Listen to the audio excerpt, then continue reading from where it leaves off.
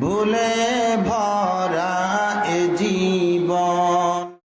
যারা যারা এর পিছনে আছে প্রশাসনকে বলবো খুব দ্রুত তাদেরকে ধরে।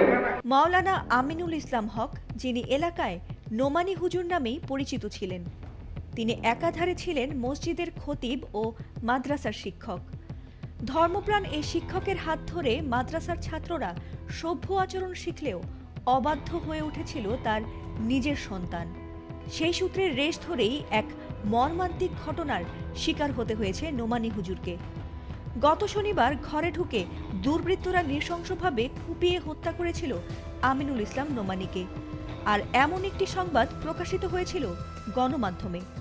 অনেকেরই প্রশ্ন ছিল, ধর্মপ্রাণ ও আদর্শ চরিত্রের এ মানুষটিকে কে এইভাবে নৃশংসভাবে খুন করতে পারে? অবশেষে অভিযান চালিয়ে ধরা হয়েছে তার খুনিকে, কিন্তু খুনির পরিচয় প্রকাশ্যে আসতেই যেন চমকে উঠতে বাধ্য হতে হয়।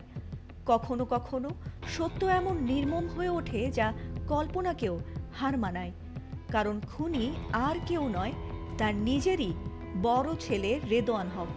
তাতে যেন রীতিমতো হতবাক গোটা ভোলা জেলার মানুষ। সবচেয়ে নিকৃষ্ট বিষয় হলো, বাবাকে হত্যার পর তার জানা যায় সেই খুনি সন্তান নিষ্পাপ শাস্তে পাঞ্জাবি টুপি পরে অংশও নিয়েছিল। এমনকি সেখানে বাবার খুনির বিচারও দাবি করে ছেলেটি। অবশেষে 3 দিন না পেরোতেই ক্লুলেস এই হত্যার কিনারা করতে পারে ভোলার জেলা পুলিশ। গত 9 সেপ্টেম্বর পুলিশের জিজ্ঞাসাবাদে অকপটে স্বীকার করে নোমানী হুজুরের ছেলে রেদওয়ান। এরপর শনিবার এক সংবাদ সম্মেলনে এমন চাঞ্চল্যকর খবরটি প্রকাশ্যে এনেছে পুলিশ। কিন্তু কেন নিজের সন্তানের হাতেই খুন হতে হয়েছে মাওলানা নোমানীকে? জানা গেছে, অনলাইন গেমে আসক্ত ছিল রেদওয়ান। এছাড়া তার উচ্ছৃঙ্খল আচরণের কারণে কঠোর শাসনে রাখতেন বাবা নোমানী হুজুর। আর বাবার কঠোর শাসনে নিজেকে পরাধীন ভাবতে শুরু করে 17 বছর বয়সী কিশোর রেদওয়ান।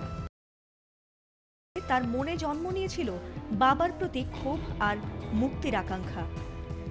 নিজের ভেতরে সে পোষণ করতে শুরু করে, হয় আত্মহত্যা করবে, নয়তো বাবাকেই পৃথিবী থেকে সরিয়ে দেবে।